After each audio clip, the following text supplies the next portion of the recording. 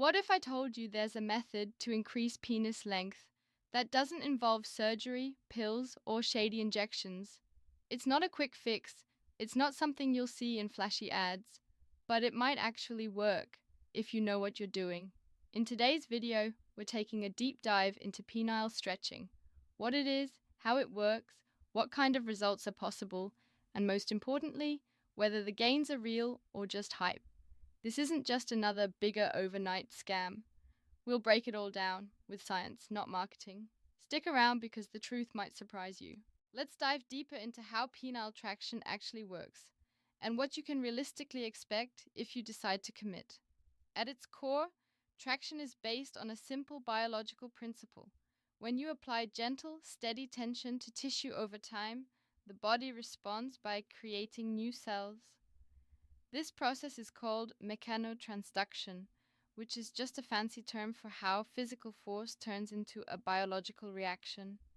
Your skin stretches, your tissue expands, and over time, your body adapts. Penile traction uses this principle by applying a consistent pull to the shaft of the penis. This doesn't just stretch the skin, it encourages your body to build new tissue to handle the tension. And once that tissue is there, it doesn't just shrink back, it stays. Now, this process is gradual. It's not something that happens in days or even weeks. Think of it like braces for your teeth. When worn consistently over months, they realign your teeth. Penile traction does something similar, reshaping tissue slowly, safely, and permanently. Let's get into the results. How much length can you actually gain? Based on medical research and clinical experience, a typical gain from using a traction device is between 1.5 to 2 centimeters, or roughly 0.6 to 0.8 inches. Here's the interesting part. That's about the same as what you'd get from surgery that cuts the suspensory ligament, but without the scars, risks, or downtime. The catch? You have to commit. Most studies showing real gains involved men who used the device for at least 4 to 6 hours a day, every single day, for 6 months. Some stretched even longer. Skipping days drastically reduces your chances of seeing any change. Let's take a look at some of the science behind this. A 2009 study published in the British Journal of Urology International followed 15 men using a traction device daily. After 6 months, the average flaccid length increased by 1.7 centimeters and erect length by 1.1 centimeters. Another study in 2011 looked at men with Peyronie's disease who used a traction device and showed similar gains in length, confirming tissue remodeling over time. A 2013 systematic review of penile traction therapy for Peyronie's and lengthening concluded that while data is limited, traction does show measurable effects when used properly. These aren't massive changes, but they're real, and more importantly, they're permanent. If you're thinking, that's not much, consider this. Even a 1.5 centimeter increase can visually make a penis look significantly longer, especially when erect. It can also have a powerful psychological effect, improving confidence and reducing anxiety during intimacy. That said, traction isn't a magic wand. You can't put the device on for an hour here and there and expect results. This is a serious commitment. Just like going to the gym or learning a language, the payoff comes from consistent effort. It's slow, it's boring, but it works. Now let's talk about the devices themselves. There are two main types of traction devices: rod-based devices. These are the most common. They consist of a base ring, adjustable rods, and a headpiece that grips the glans, head of the penis using a strap or noose. You increase the tension gradually over time by lengthening the rods. These devices are usually more affordable, starting around $150, and they've been around the longest. However, they can be uncomfortable, especially during long sessions. Vacuum-based devices.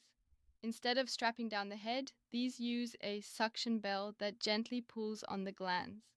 They tend to be more comfortable and are often better for men with smaller penises or sensitive skin.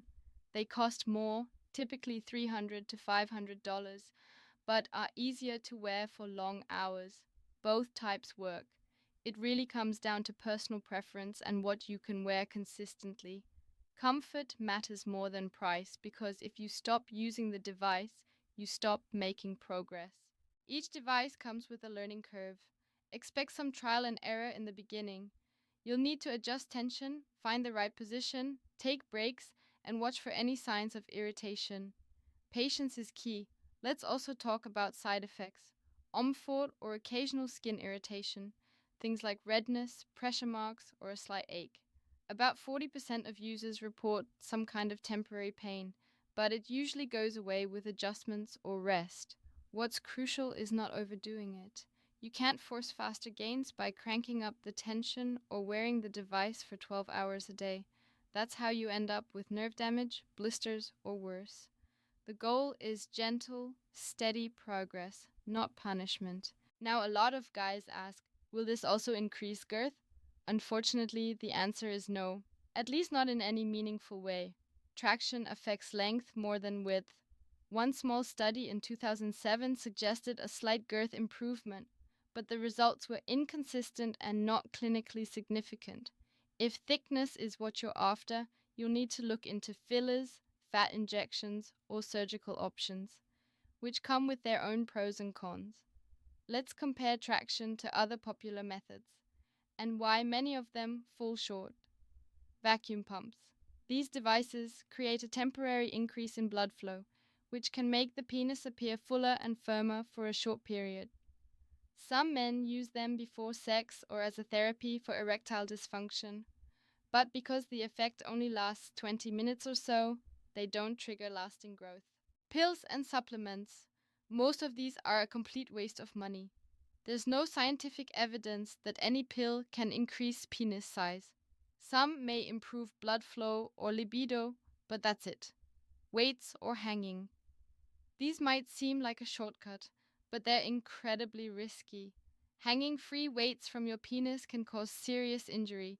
Tearing, nerve damage, and erectile problems are all real dangers. There's no safe way to do it, and no trustworthy doctor recommends it. What makes traction different is that it's medically tested, relatively safe, and non invasive. But again, it's not easy. You need a plan, discipline, and the right expectations. Let's say you're ready to try. Here's how to set yourself up for success. Pick the right device. Choose one you can wear comfortably for long periods. Don't go for the cheapest or flashiest. Go for quality. Start slow. Begin with shorter sessions and low tension. Let your body adapt. Be consistent. Make it part of your daily routine. Set reminders. Stay on track. Track your progress. Measure your length monthly. This helps you stay motivated and realistic. Listen to your body. If you feel pain or numbness, stop.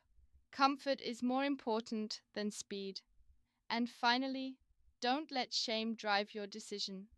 Stretching devices aren't magic, but they're not useless either. If you're realistic, consistent, and patient, and if your expectations are based on facts, not fantasies, penile traction might give you real, measurable results. But never forget, chasing perfection can blind you to what you already have. Know your body, understand your options, and make smart choices, because when it comes to your health, shortcuts usually lead to setbacks. Thanks for watching, and take care of yourself